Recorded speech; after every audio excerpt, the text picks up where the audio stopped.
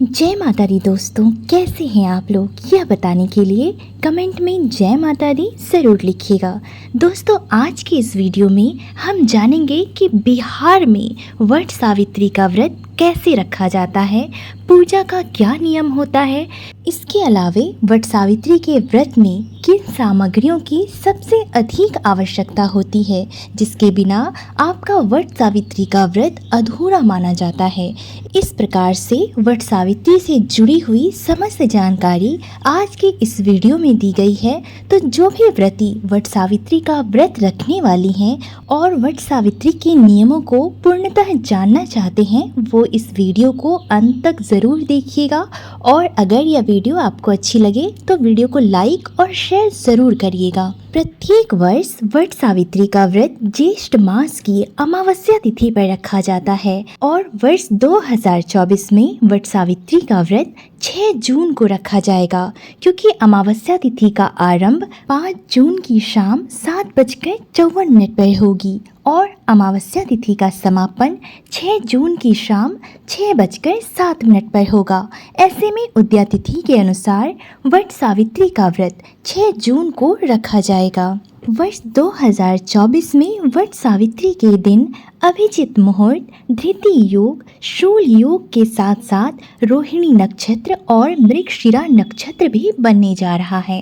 इस वर्ष वट सावित्री के पूजन के लिए पूरा ही दिन शुभ मुहूर्त रहेगा। वट सावित्री का पूजन आप सुबह 10:36 से दोपहर 2:04 के बीच में कर सकते हैं। वट सावित्री व्रत के दिन ब्रह्म मुहूर्त सुबह 4:02 से 4:42 तक रहेगा। अब आप जानिए कि वट सावित्री में आपको किन नियमों का पालन करना है और पूजा किस प्रकार से करनी है। वट सावित्री में व्रत के नियमों का पालन सप्तमी तिथि से ही किया जाता है। सप्तमी तिथि यानी कि वट सावित्री व्रत के एक दिन पहले आप बाल धोकर स्नान कर लें, क्योंकि अष्टमी तिथि जिस दिन व्रत रखा जाता है उस दिन बाल धोकर स्नान करना वर्जित माना जाता है। इसलिए आप सप्तमी तिथि को बाल धोकर स्नान कर लें और स्नान करने के पश्चात एक लोटे में जल भरकर रख लें। आप लोटा पीतल का, तांबे का या फिर चांदी का ले सकते हैं। ध्यान रखें कि आप प्लास्टिक का या फिर स्टील के पात्र का उपयोग ना करें। अब इस जल से भरे हुए पात्र को अपने घर के मंदिर में या फिर किसी स्वच्छ स्थान पर रखें, जहां पर पूजा पाठ की सामग्री रखी जाती है। अब पूजा पाठ करने के बाद कई व्रती आज के दिन से ही अरवा भोजन करती हैं या फिर फलाहार करती हैं और कईयों के घर में नियम होता है भोजन ग्रहण कर लेने का। तो आपके घर में जो भी नियम हो उसका पालन करें। हमारे घर में इस दिन से ही व्रत रखा जाता है। इस दिन अरवा भोजन किया जाता है। वट सावित्री व्रत में सबसे आवश्यक सामग्री जिनकी आपको आवश्यकता होती है वो होती है बांस से बने हुए डाले की और बांस से ही बने हुए पंखे की। इन दोनों ही सामग्री की व्यवस्था आप पहले से ही कर लें। वट सावित्री व्रत में पकवान की आवश्यकता होती है जिसे हम डाले में भरते हैं। उसमें सबसे मुख्य तौर पर ठेकुआ बनाया जाता है, जिसे हम बिहार में ठेकुआ बोलते हैं और कई जगह पर इसे खजूर भी बोला जाता है। पकवान बनाते समय आप आटे के गुलगुल्ले ज़रूर बना लें। आटे के गुलगुल्ले उस प्रकार से होते हैं जिस प्रकार आप वट वृक्ष में फल देखते हैं, उसी प्रकार छोटे छोटे गोल गोल आकार के गुलगुल्ले होते हैं, जिसे आप पकवान बनाते समय अवश्य बना लें। इस गुलगुल्ले का बहुत ही महत्वपूर्ण कार्य होता है वट सावित्री व्रत के दिन। पकवान बनाने के बाद आप सभी प्रकार के मौसमी फलों को एकत्रित कर लें, उन्हें धोकर स्वच्छ कर लें। अगले दिन यानी कि वट सावित्री व्रत वाले दिन आप ब्रह्म मुहूर्त में उठकर स्नान कर लें और सबसे पहले सूर्य देवता को अर्घ्य अर्पित करें। अर्घ्य अर्पित करने के पश्चात आप व्रत का संकल्प लें। इसके बाद आप 16 श्रृंगार करके अपना डाला भरें। डाला भरने के लिए सबसे पहले आप बांस का डाला लें, जिसे आपने पहले से ही धोकर स्वच्छ कर लिया है। इसमें अब आप गंगा जल छिड़क कर इसे स्वच्छ कर लें। अब डाले में सिंदूर का 5 टीका लगाएं। सिंदूर का 5 टीका लगाना बेहद ही ज़रूरी होता है, इसलिए आप छोटे छोटे 5 सिंदूर के टीके लगा दें उसमें। अब सबसे पहले डाले के अंदर पान का पत्ता रखें।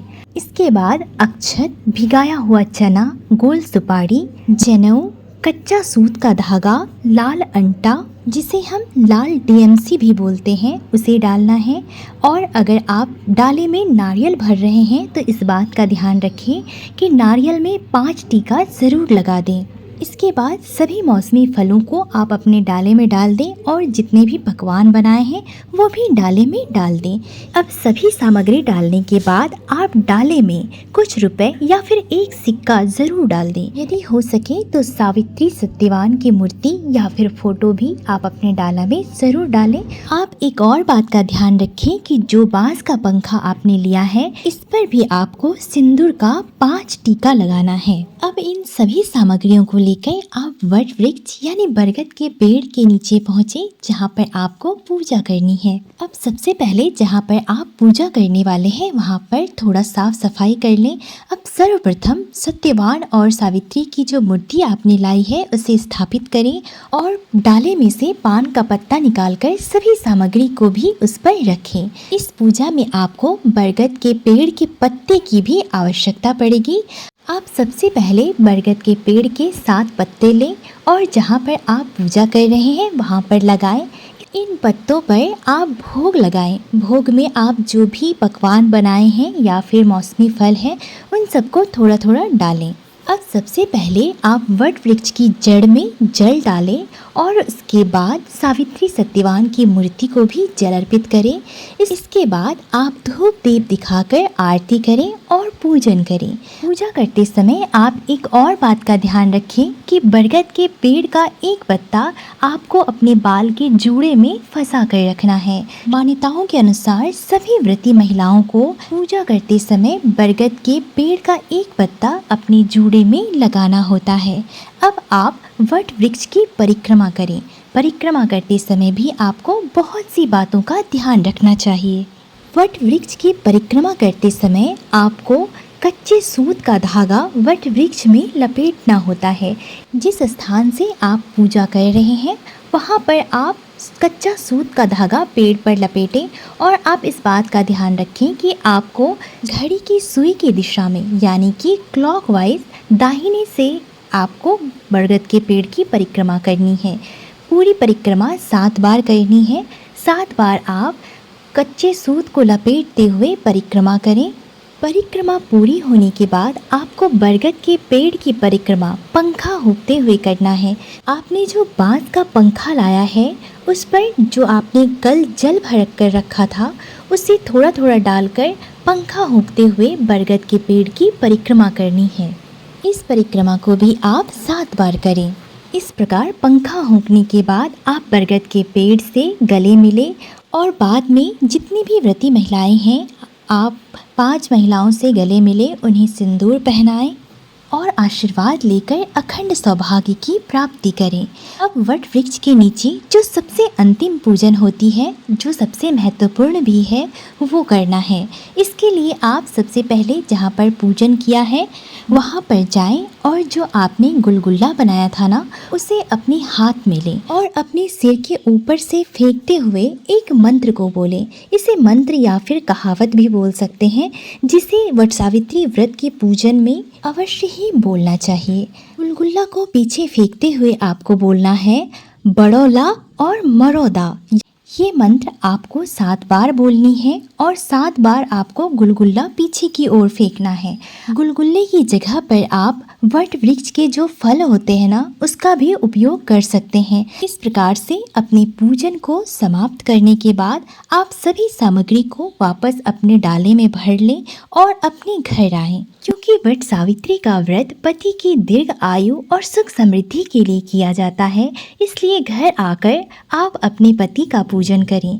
पति के पूजन करने के लिए आप सर्वप्रथम पति के पैर धोएं, उन्हें तिलक लगाकर उनकी आरती करें। हाथ में कच्चा धागा बांधकर जिस पंखे से आपने वट वृक्ष का पंखा किया था उसी पंखे से आपको अपने पति को भी पंखा करना है। थोड़ा थोड़ा जल डालते हुए अपने पति पर पंखा करें और फिर उन्हें प्रसाद दें। अब पति के पैर छूकर अखंड सौभाग्य की प्राप्ति करें। इस प्रकार से वट सावित्री का व्रत पूर्ण करें। व्रत वाले दिन आप वट सावित्री व्रत की कथा अवश्य सुने। वट सावित्री व्रत की जुड़ी हुई जो पौराणिक कथा है वो जल्दी ही हमारे चैनल पर अपलोड की जाएगी, तो आप सभी व्रती उस कथा को अवश्य सुने। और अगर यह वीडियो अच्छा लगा हो तो वीडियो को लाइक करें। आशा करती हूँ कि ये जानकारी आप सभी को बहुत पसंद आई होगी। अभी तक वीडियो में बने रहने के लिए आप सभी का बहुत बहुत धन्यवाद।